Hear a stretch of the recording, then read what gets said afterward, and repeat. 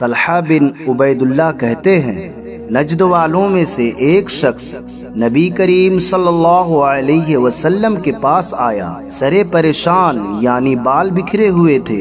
ہم اس کی آواز کی بھن بھناہٹ سنتے تھے اور ہم سمجھ نہیں پا رہے تھے کہ وہ کیا کہہ رہا ہے، یہاں تک کہ وہ نزدیک آ پہنچا۔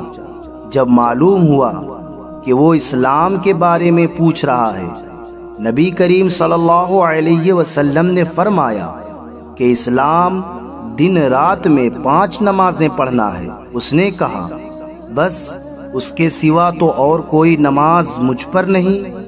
آپ نے فرمایا نہیں، مگر تو نفل پڑھے تو اور بات ہے۔ نبی کریم صلی اللہ علیہ وسلم نے فرمایا اور رمضان کے روزے رکھنا۔ اس نے کہا اور تو کوئی روزہ مجھ پر نہیں ہے؟ آپ صلی اللہ علیہ وسلم نے فرمایا نہیں، مگر تو نفل روزے رکھے تو اور بات ہے۔ طلحہ نے کہا اور نبی کریم صلی اللہ علیہ وسلم نے اس سے زکوٰۃ کا بیان کیا۔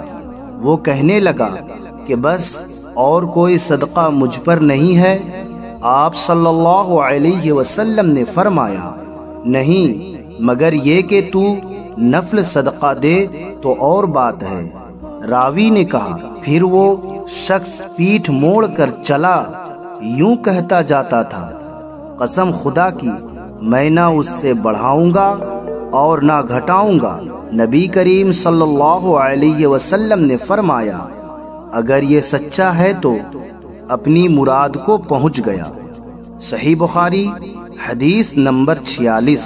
نبی کریم صلی اللہ علیہ وسلم نے فرمایا جو کوئی ایمان رکھ کر اور ثواب کی نیت سے کسی مسلمان کے جنازے کے ساتھ جائے اور نماز اور دفن سے فراغت ہونے تک اس کے ساتھ رہے تو وہ 2 قرات ثواب لے کر لوٹے گا۔ ہر قرات اتنا بڑا ہوگا جیسے احد کا پہاڑ۔ اور جو شخص جنازے پر نماز پڑھ کر دفن سے پہلے لوٹ جائے تو وہ 1 قرات ثواب لے کر لوٹے گا۔ صحیح بخاری حدیث نمبر 47۔